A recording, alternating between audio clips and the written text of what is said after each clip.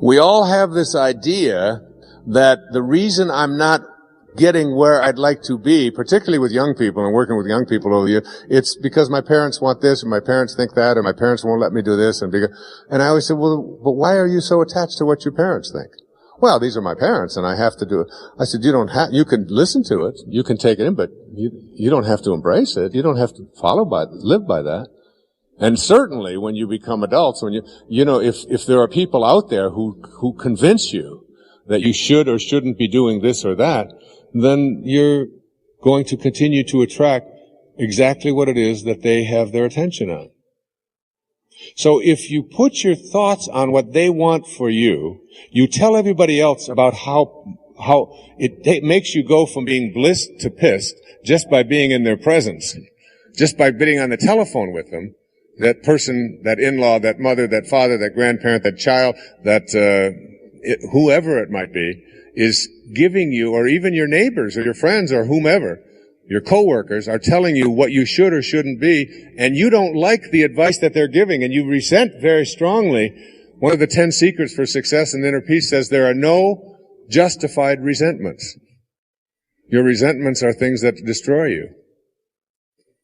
So if your thoughts are on what they want for you, and what they want for you is something you don't like, you will continue to attract more of and use the attractor energy of the universe to attract more of what they want for you, even though you are upset about it. So here you go. There are 4 things that you can't do with your mind if you want to move into this state of intention that I'll be speaking about tomorrow.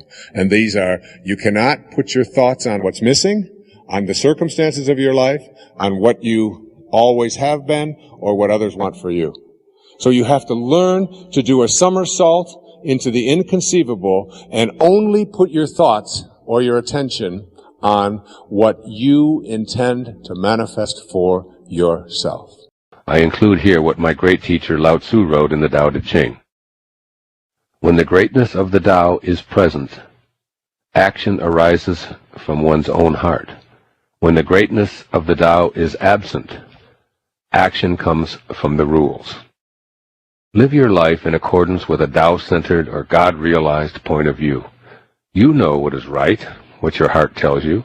You know that you don't need cumbersome rules laid down by others, some of which make no sense to obey at all, to guide you.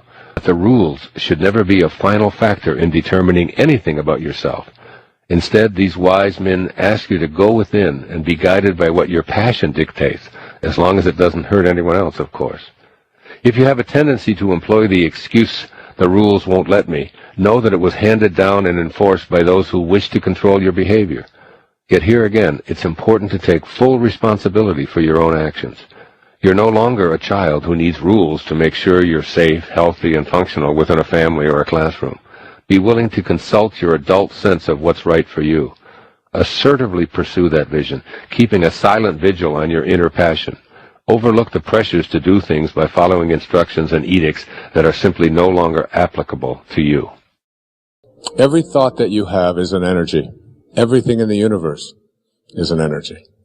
And when you have a thought that is a thought that weakens you, which Hawkins speaks about so brilliantly in Power versus Force, that thought, the 10th secret in 10 Secrets says, wisdom is avoiding all thoughts which weaken you. And thoughts change and make you strong or weak depending upon whether or not what you're thinking at any given moment. That everything in this universe is an energy. Energy is in everything.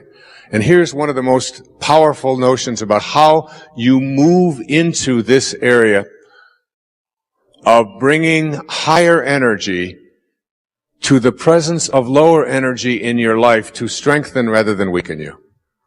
It was on the wall of the ashram where Mother Teresa lived.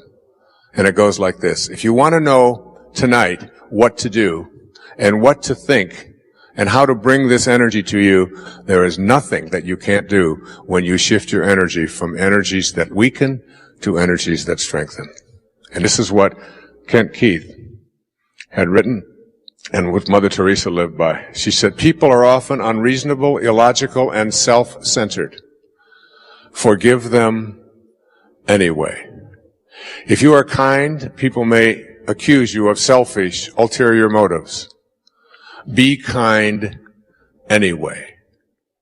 If you are successful, you will win some false friends and some true enemies. Succeed anyway. If you are honest and frank, people may cheat you. Be honest and frank anyway. What you spend years building, someone may destroy overnight. That's particularly relevant in America, isn't it? Build anyway. If you find serenity and happiness, they may be jealous. Be happy anyway. The good you do today, people will often forget tomorrow. Do good anyway. Give the world the best you have, and it may never be enough. Give the world the best you have anyway. You see, in the final analysis, it's all between you and God. It was never between you and them. Anyway.